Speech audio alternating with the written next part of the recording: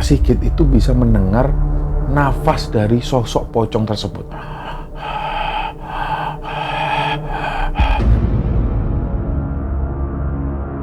Sosok pocong ini masih pakai kafan, tapi nggak penuh sampai atas. Yang bagian atas ini terbuka, jadi kelihatan rambutnya itu mekrok atau rambutnya ini berantakan.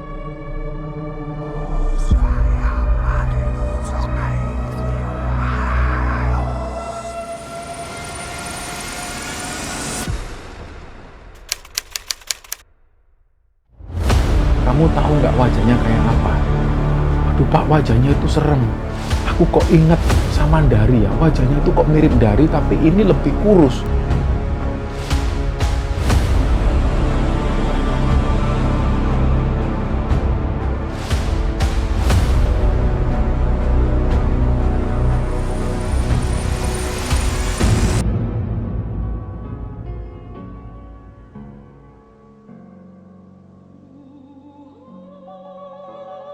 Bismillahirrahmanirrahim. Assalamualaikum warahmatullahi wabarakatuh.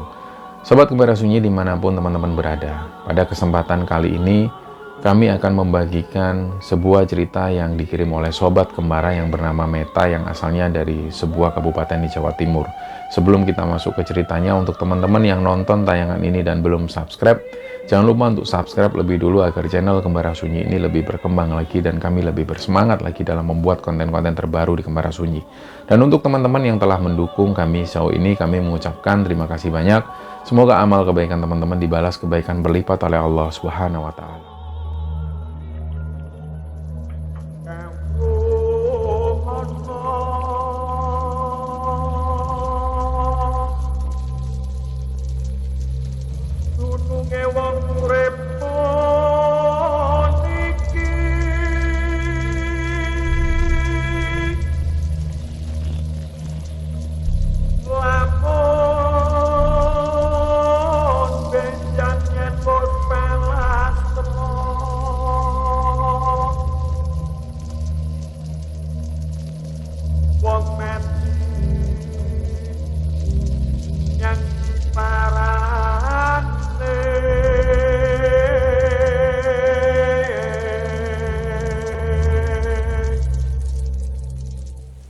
Meta ini tinggal di sebuah perkampungan padat penduduk di sebuah kota di Jawa Timur.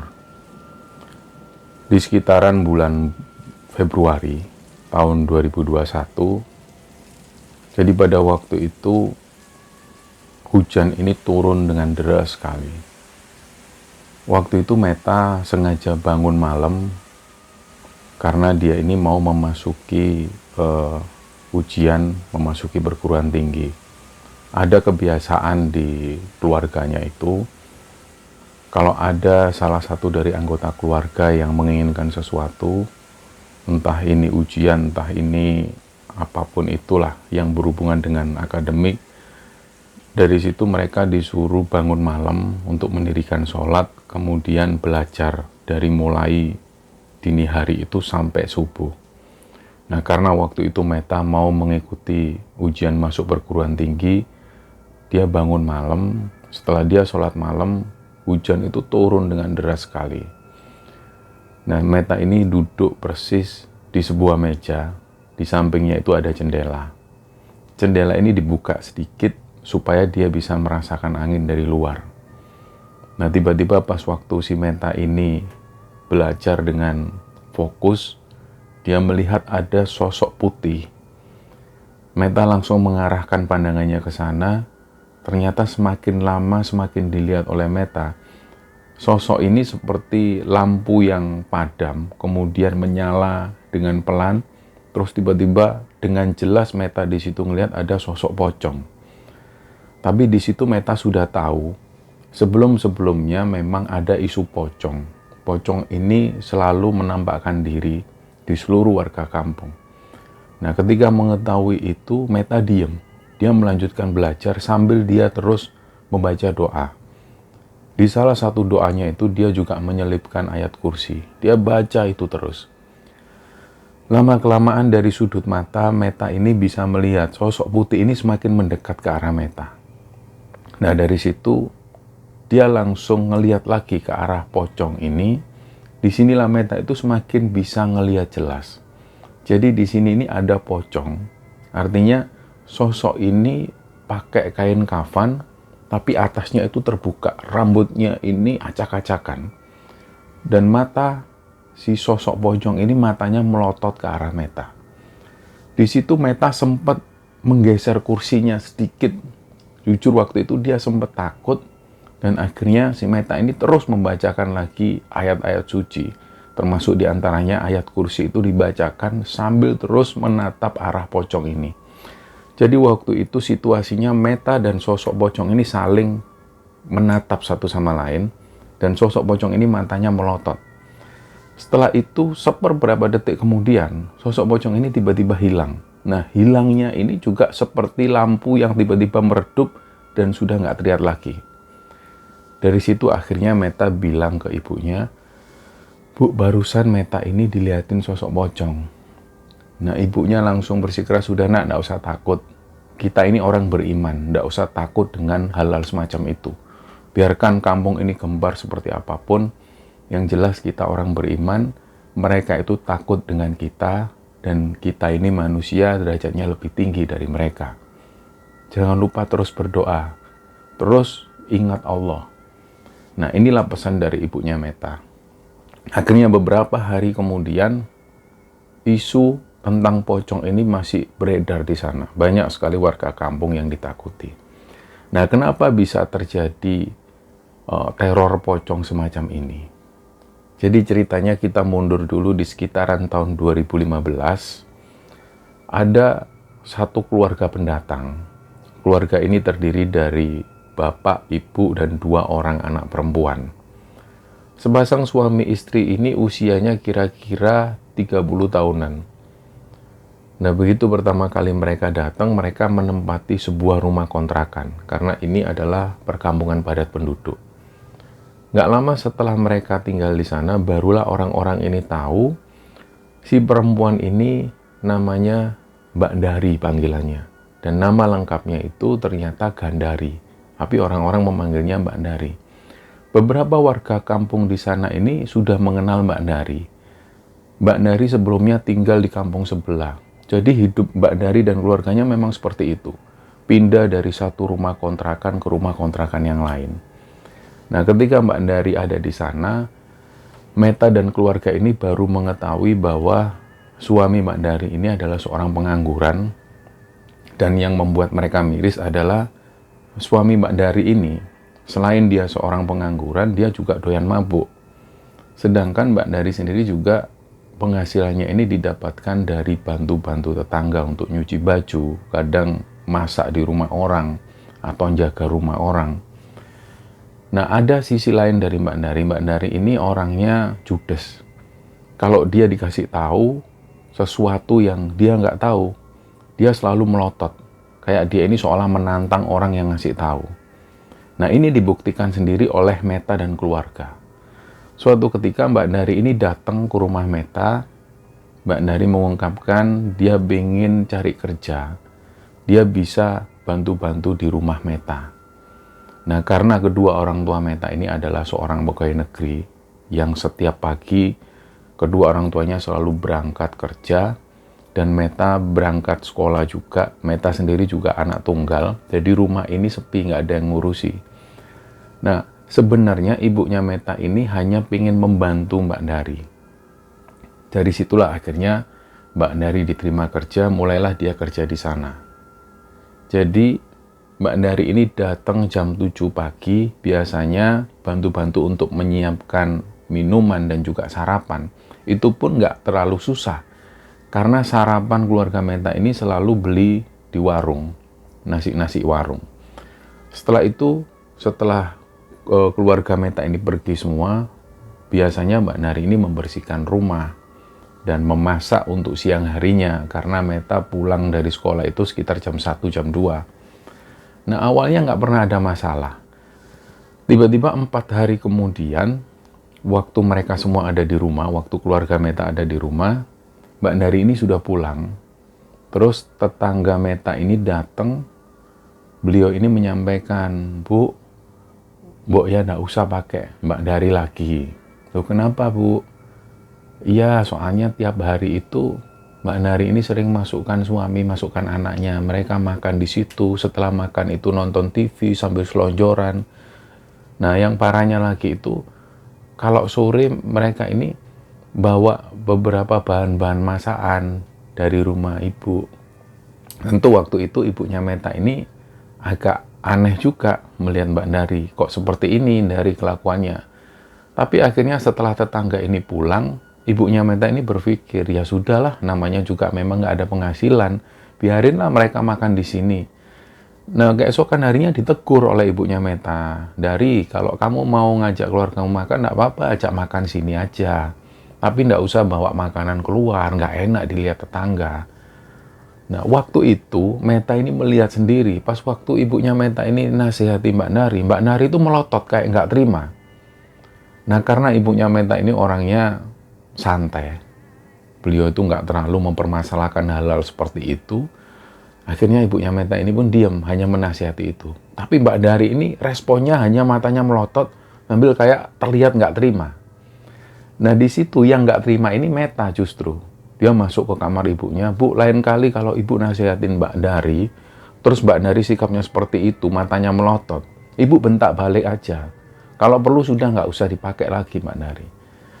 Tapi nggak begitu dengan ibunya Meta. Ibunya Meta bilang, sudah landuk, biarin. Wong namanya orang susah. Dia itu loh untuk makan aja susah, biarinlah. Memang kalau orang susah seperti itu. Sekitar 3 minggu Mbak Dari ada di sana, Mbak Dari ini menghadap ke ibunya Meta.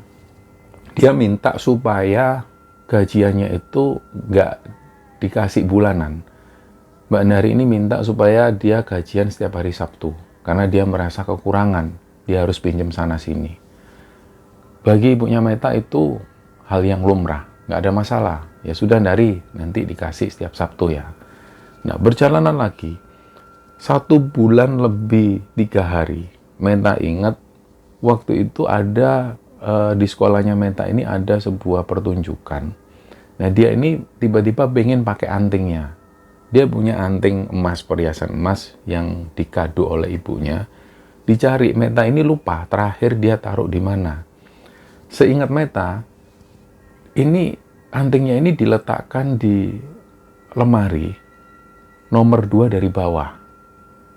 Ketika dicari oleh Meta, ternyata anting-anting ini nggak ada. Nah, waktu itu Meta ini masih berpikir positif. Mungkin dia lupa naruh di mana. Jadi pada akhirnya dia tanya ke ibunya. Ini kejadiannya pagi-pagi, sebelum orang tuanya berangkat kerja. Dia tanya ke ibunya, dan bapaknya Meta ini ikut jawab. Coba kamu cari di lemari yang lain, Dok. Siapa tahu kamu lupa. Ya, nanti Meta cari lagi, Pak. Ya sudahlah, nggak usah dipakai. Akhirnya Meta pun berangkat sekolah tanpa dia pakai anting. Begitu dia pulang sekolah, dia cari lagi antingnya itu. Nah, begitu dicari di setiap sisi rumah, di lemari-lemari dan di laci-laci manapun, anting ini nggak ketemu. Dari situ ketika orang tua Meta ini pulang, dia ngomong lagi ke ibunya, Bu, ternyata nggak ada antingnya Meta. Lah, mereka ini sama sekali nggak curiga dengan Mbak Dari. Tapi yang membuat mereka ini akhirnya mencoba bertanya ke Mbak Dari, karena waktu itu mereka melihat Mbak Dari ini membelikan baju anak-anaknya. Bajunya baru-baru semua.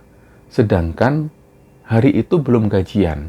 Dan kalaupun misalnya Mbak Dari ini gajian, uangnya nggak mungkin cukup untuk membeli baju-baju anak-anaknya.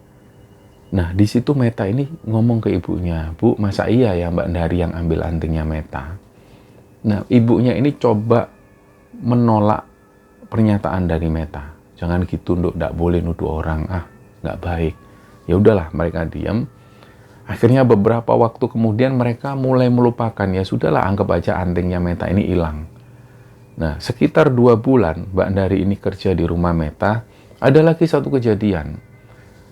Jadi ceritanya waktu itu bapaknya Meta ini baru pulang dari kantor.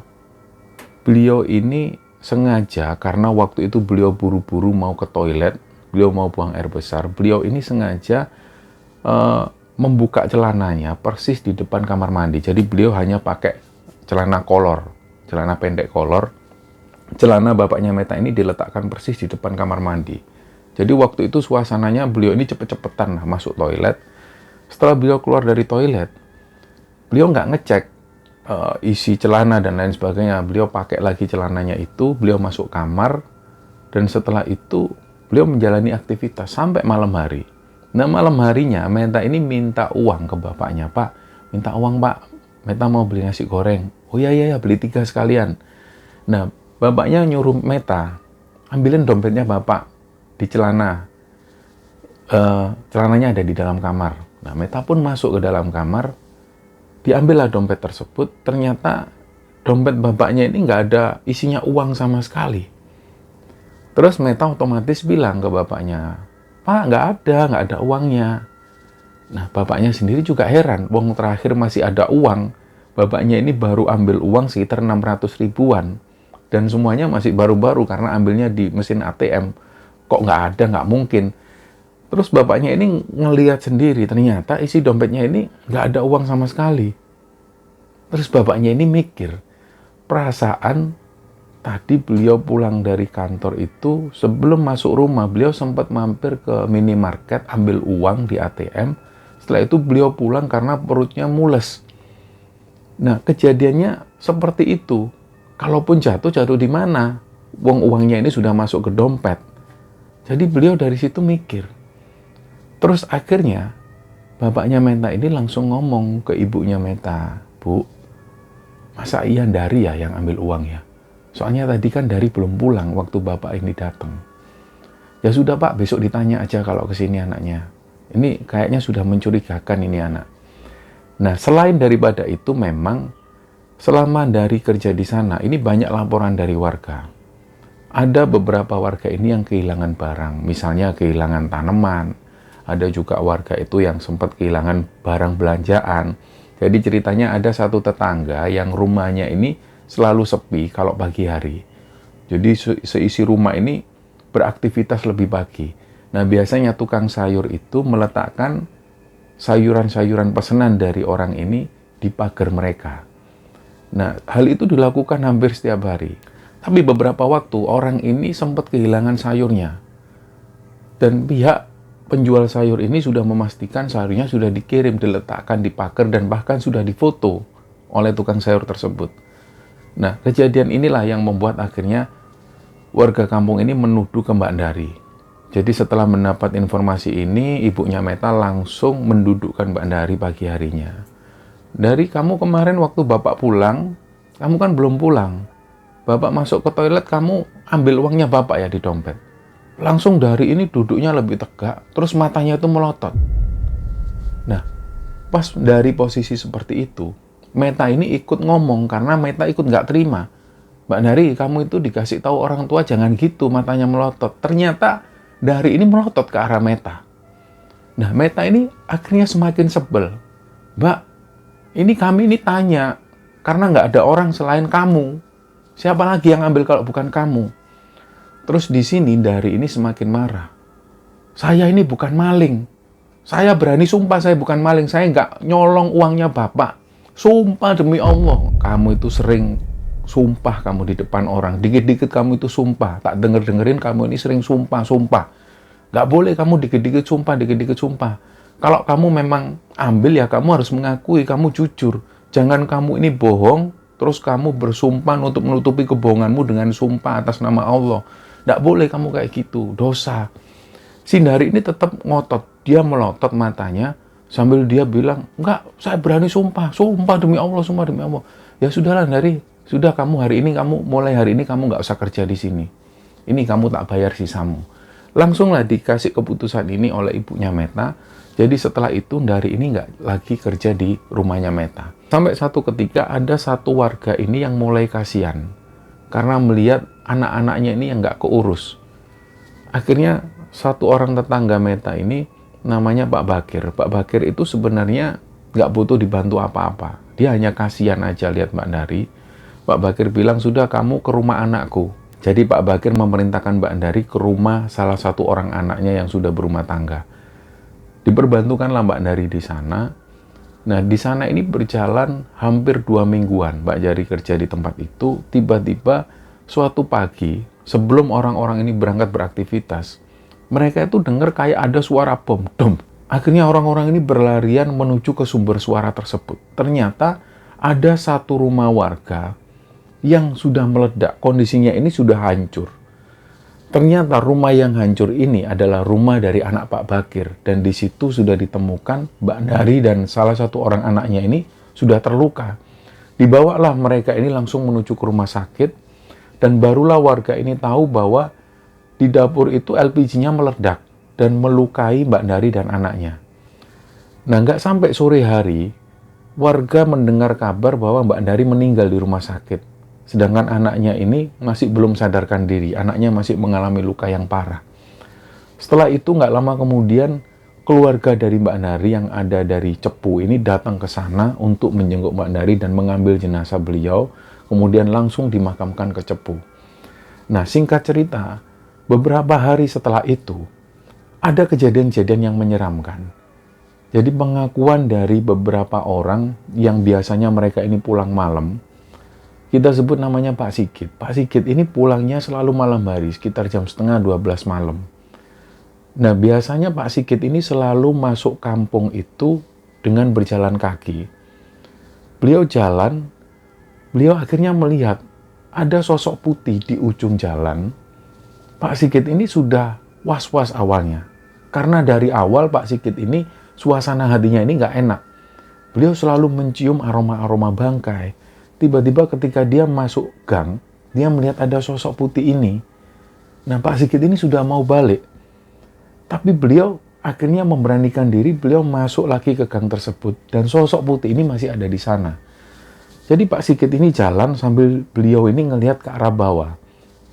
Pas mendekati sosok putih ini, Pak Sigit itu bisa mendengar nafas dari sosok pocong tersebut. Dan itu didengar jelas oleh Pak Sigit. Pak Sigit ini pun berusaha cuek. Beliau melewati sosok pocong ini sambil beliau tetap melihat ke bawah. Nah, sempat Pak Sigit ini noleh sedikit. Dia ini ngelihat sosok pocong ini nggak menapak ke tanah. Nah, dari situlah Pak Sigit ini mempercepat jalannya. Tiba-tiba Pak Sigit ini merasa sosok pocong ini terus mengikuti Pak Sigit di belakang. Jadi dari situ Pak Sigit nggak berani noleh. Tiba-tiba sosok pocong ini semakin mendekat. Dan beliau Pak Sigit ini semakin bisa mendengarkan suara nafas dari sosok pocong ini. Nah, hal itu terjadi sekitar hampir 2 menitan. Sampai Pak Sigit ini tiba di rumahnya dan beliau ngetuk pintu. Assalamualaikum. Assalamualaikum. Terus istrinya Pak Sigit ini buka pintu. Nah, begitu istri Pak Sigit ini buka pintu, langsung istrinya ini teriak dan beliau itu langsung pingsan. Nah, Pak Sigit langsung masuk rumah, pintu ditutup. Sekitar 5 menit kemudian istrinya bangun, istrinya ini masih kaget. Kamu kenapa? Pak Sigit tanya. Terus istrinya bilang, Pak, tadi aku lihat ada pocong, Pak, di belakangnya Bapak. Pak Sigit ini juga yakin bahwa yang dilihat oleh istrinya ini adalah sosok pocongnya Dari. Karena Pak Sigit sudah dapat info sebelumnya dari orang-orang kampung, ada yang dilihatin sosok pocong. Dan sosok pocong ini wajahnya itu mirip Mbak Dari. Setelah itu kampung ini menjadi sepi. Dan entah gimana ceritanya, tiba-tiba sosok pocong Dari ini sudah gak menampakkan diri lagi. Nah, warga pun akhirnya juga kembali beraktivitas seperti biasa. Mereka yang sering nongkrong di malam hari, mereka masih tetap nongkrong, mereka masih tetap main kartu. Barulah di tahun 2023 akhir, di sekitaran bulan November, ada seorang ustadz yang mengisi sebuah ceramah di kampung tersebut. Kebetulan ada acara pengajian, sang ustadz ini sempat menyelipkan beberapa hal yang menyangkut tentang pocong Mbak Dari. Sang ustadz ini menjelaskan bahwa kejadian yang dialami oleh warga di sini bukanlah benar-benar pocong Mbak Dari. Gak ada yang namanya orang gentayangan. Ini adalah kelakuan jin. Jadi ini memang fitnah jin, memang seperti itu. Kita sudah berhasil difitnah oleh jin dan kita berhasil ketakutan. Ke depan kalau ada apapun itu, kita harus lebih percaya, lebih beriman kepada Allah. Memang hal gaib itu memang ada. Mereka bisa menjadi apapun. Mereka bisa menjadi gondrowo, bisa menjadi kuntilanak, dan bahkan bisa menyerupai orang yang sudah meninggal. Terutama dalam kasus ini adalah dia menyerupai pocong, dan pocong ini dirupakan seperti almarhumah Mbak Dari. Nah, inilah yang disampaikan oleh ustadz tersebut, hingga akhirnya setelah kejadian itu, orang-orang ini semakin sadar bahwa memang gak ada yang namanya arwah gentayangan, apalagi sosok yang sudah meninggal tiba-tiba jadi pocong. Tapi beberapa warga di sana ini masih tetap mempercayai bahwa selama ini yang menghantui mereka adalah pocong Mbak Dari, benar-benar pocong Mbak Dari. Dan sampai cerita ini dibagikan oleh Meta, di kampungnya itu cerita Mbak Dari ini masih hangat menjadi perbincangan, dan bisa jadi cerita ini menjadi cerita urban legend di sana. Nah, cerita inilah teman-teman yang dibagikan oleh Meta kepada Kembara Sunyi, dan semoga kisah ini bisa menghibur teman-teman semua, dan lebih-lebih semoga kisah ini bisa kita ambil hikmah dan bisa kita ambil pelajaran di dalamnya. Mohon maaf kalau ada salah-salah kata. Wassalamualaikum warahmatullahi wabarakatuh.